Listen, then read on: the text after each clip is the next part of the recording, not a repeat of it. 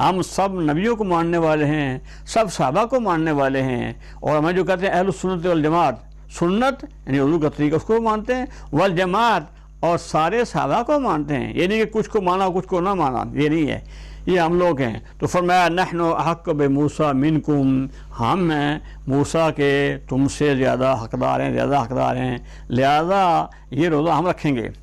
پھر فرمایا کیونکہ یہودی رکھتے ہیں ہم بھی رکھیں گے، تو ان سے مشابہت نہ ہو جائے۔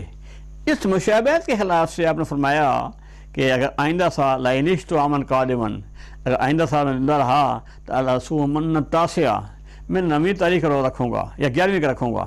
تو اس لیے اس رمضان کے مہینے میں، محرم کے مہینے میں کرنے کا اصل کام جو ہے وہ روزہ ہے، یہ 9ویں کا اور 10ویں کا، یا 10ویں کا اور 11ویں کا۔ باقی یہ رونا پیٹنا جو ہے یہ تو اسلام میں نہیں ہے۔ حضور نے فرمایا لیس منا من ضرب الخدود وشق الجیوب ودعوى الجاہلیہ، وہ ہم میں سے نہیں ہے جو چہرے پیٹے، سینوں کو بھی کرے اور بال نوچے اور جاہلیت کی باتیں کرے۔ ہمارے یہاں 2 لفظ ہیں، 2 لفظ کون سے؟ صبر و شکر۔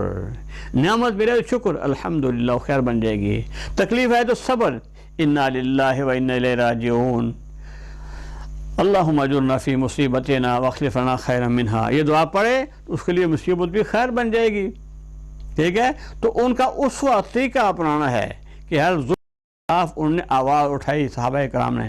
ہم بھی جہاں ظلم دیکھیں ظلم کے خلاف آواز اٹھائیں، حق والوں کا ساتھ دیں، مظلوموں کا ساتھ دیں۔ تو یہ رمضان کے مہینے میں، اس محرم کے مہینے میں ایک تو یہ بنیاد ہے کہ اس میں نیا سال شروع ہوتا ہے، اور پھر پہلی تاریخ محرم کی جو ہے یہ وہ دن ہے جس میں حضرت عمر بن خطاب رضی اللہ عنہ شہید ہوئے، خلیفہ ثانی امیر المومنین، جن کی صفت ہے ناطق بالحق کے ثواب، حق و ثواب سے بات کرنے والے، اور جن کے بارے میں روایت میں آتا ہے 22 مقامات ایسے ہیں جہاں ان کی رائے کے مطابق وہی نازل ہوئی ہے، اتنے بڑے مرتبے والے، اور جو رسول اللہ کے ساتھ اب تک آرام فرما ہیں، ابوبکر صدیق اور عمر فاروق رضی اللہ عنہ، ان کی شہادت پہلی تاریخ کو ہوئی ہے، آج یکم رمضان کو، اور حضرت حسین رضی اللہ عنہ کی شہادت 10 رمضان کو ہوئی ہے، 10 محرم کو ہوئی ہے۔ تو یہ جو ہے دن منانے اور شوق کرنا یہ اسلام میں نہیں ہے، اسلام ہے ان کے طریقے پر چلو اور ان کے سبق یاد کرو، اور ان دنوں میں کرنے کا روزہ کام کیا ہے وہ ہے روزہ رکھنا۔